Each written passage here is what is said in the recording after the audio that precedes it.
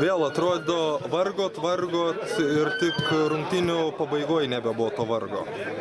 Nu, galima sakyti, kad išvargta yra pergalė, nes žmonės nesirenka, komandoje mikroklimatas irgi nekoks ten.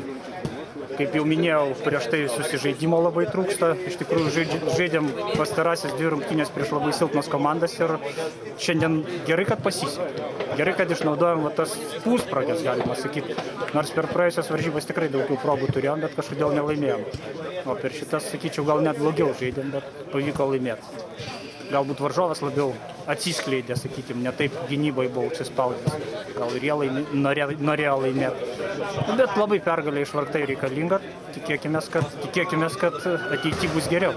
Buvo tokių keistų epizodų, kur atrodo, kad net nežinot, ką daryti puolime, nors lyg ir progos ar pusprogės.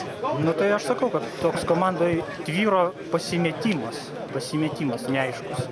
Dėl ko jisai? Gal trūksta ten kelių žaidėjų, nesusirenkam vasarą, išvažinėję. Žodžiu, keitimas vienas buvo, po to pabaigoje tie antras, kuris ten kažkiek aišku irgi padėjo. Traumą plus žaidėjas gavo. Tai viskas susideda, toks rezultatas. Bet pergalės